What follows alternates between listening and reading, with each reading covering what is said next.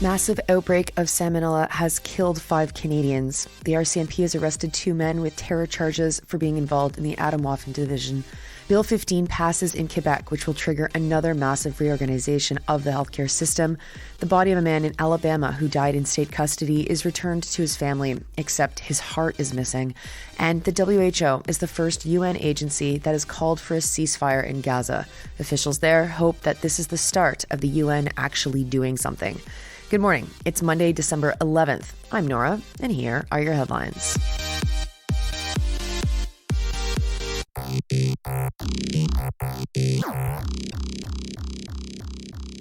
We start with news that I think should be like the biggest national news right now, but somehow I've only seen it shared once by the Globe and Mail's André Picard on Twitter. It tells me that Canadians have become far too used to death related to outbreaks, and I guess we can probably thank COVID for that.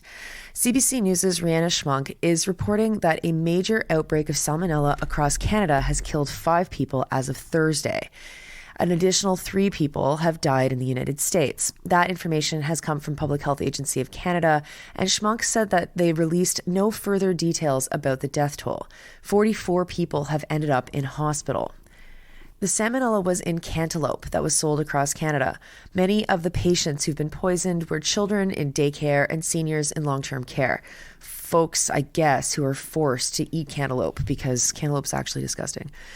April Hexamer from the Public Health Agency of Canada said this, quote, "This is more cases than what we would normally see in a salmonella outbreak investigation," unquote.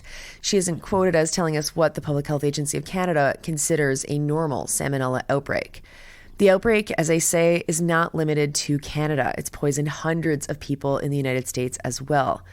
The cantaloupe is being sold by brands Malachita or Rudy and would have been purchased in October and November. If you do have any of those on hand, you should be throwing them out. Cases are highest in Quebec, 91 infections confirmed as of Thursday, which is nearly triple the week before. There are 17 cases in Ontario, 15 in New Brunswick, and 2 each in Atlantic Canadian provinces minus Nova Scotia. Half of the folks infected were over 65. 1 adult was 100 years old. And there have been some babies, less than 1 year old, also infected. Honeydew, pineapple, watermelon, and assorted trays sold by the same 2 brands are also under recall. If you have those items, also throw those out. Dr. Isaac Bogosh from the Toronto General Hospital guessed that the salmonella probably came from the soil of the ground where the cantaloupes were grown, likely contaminated with animal feces. While we probably won't hear a follow-up about the farm conditions that led to this outbreak, it is crucial that someone follow up with some questions. The farms are located in Mexico. Are the workers poorly treated? Is the soil contaminated? Is Canada's Food Inspection Agency watching this company closely to stop any future or ongoing outbreaks? What did the Canadian Food Inspection Agency do in this situation? Should they have caught this before it was sold? There's a lot of questions that I'll be looking to see if we get answers to. Next up, the RCMP has charged 2 men with terrorism charges for their activities with the Atomwaffen division. This violent far-right white supremacist organization was deemed a terrorist entity by the federal government, and after an 18-month investigation in both Toronto and Niagara, they've arrested 2 men. Police found that they were promoting Atomwaffen and another group called the Active Club Canada. That group has been doing active combat training in parks. By the way, imagine randomly coming across that as you walked your dog. They say that the Active Club Canada has ties to the neo-Nazi group, the Hammerskins, in Durham. The RCMP posted a photo of the group and kindly blurred out everyone's faces. The RCMP also doesn't name the 2 men who were arrested for some reason, even though their first court date was last week. The CTV News report from Abby O'Brien is sole-sourced from the RCMP and doesn't explain why the 2 individuals were not named. It also doesn't explain why there were only 2 arrests when the RCMP shared evidence of more than a dozen of these trash men in this photo posing with 2 neo-Nazi flags. The report from CTV is really just the RCMP press release, and so you're better to just read it from the source directly. Now to Quebec, where Bill 15, a massive healthcare reform bill, has been adopted. The government forced the vote, which happened at 5:15 a.m. on Saturday, with 75 votes in favor and 27 against. That basically means that the CAQ was in favor and the opposition was opposed. They then adjourned until January 30th. The bill will create something called Santé Québec, which will centralize a lot of our healthcare system. Minister Christine Dubé said that the reforms will make it easier to see a specialist and allow people to go to a hospital regardless of their postal code. That's how CBC News explains it. But as someone who's lived here for 11 years, and I guess I've never gone to a hospital outside of my own city, I have no idea what that actually means. There are almost 1,200 articles in the bill, something that made it, as CBC called, quote, one of the most imposing bills in Quebec history, unquote. The reforms will integrate the CIUS and the CISSs, agencies that were created by the last major reform under the Liberals, which was not that long ago. I think, 7 years, 5 years? My God. It will make Santé Québec the province's sole employer in the healthcare system. Workers will be merged into a single entity, and there will be a single seniority list. The unions, who are currently on strike through the Front Commun, are pissed. They see the changes as further privatizing our already very private system. Meanwhile, the province refused to negotiate with the Front Commun over the past weekend. It's something that has frustrated the unions. It must be noted that every single time there's a reform to merge units, there is an even greater loss of local control and local autonomy to meet the local needs of a community in a health setting. Bosses become invisible, or even more invisible. Workers are drilled further into the ground, and no one needs to take accountability because the network is so big and so complex that problems fester and turn into massive issues. So, as someone who has just found out that I'm losing my doctor because of a personal leave of absence, this doesn't exactly fill me with much confidence. There will be fewer labs, fewer centers for services, and more quote-unquote efficiencies across the entire system. That will absolutely make healthcare worse in the province.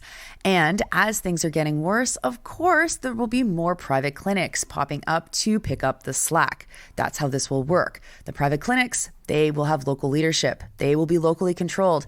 They will not be burdened by these massive bureaucracies, and therefore they will be more efficient. It's a wonder that the CAQ plowed ahead with these reforms without allowing more debate. The Liberals' massive reforms from a few years ago are the stench that endures from their long tenure in this province, and there's little doubt that the same thing will be true for the CAQ. I guess all we can do is brace ourselves and support the workers. I'll also just note in this article, it's very classic that it's got the order of comment like this: the Parti Québécois, followed by the Liberals, followed by Québec Solidaire, even though if you're going to do it by order of seat, it would have been Liberals, Québec Solidaire, and then the Parti Québécois. But I guess it's by, voting intention based on the polls. CBC never misses a chance to make sure that Québec Solidaire is buried at the end of every article. Next to Alabama, where the Birmingham News is reporting that Brandon Clay Dotson's body was returned to his family without his heart inside of it. Dotson died at the Ventress Correctional Facility on November 16th. Reporter Ivana Harinkyu explains that it was not, quote-unquote, immediately clear why he was in jail in the first place. Dotson was trying to get help from prison workers, saying that his safety was threatened over unpaid drug debts. By the time they found him dead in his bed, the 43-year-old's body was already stiffening. The family received his body 5 days later. By then, it was, quote-unquote, severely decomposed.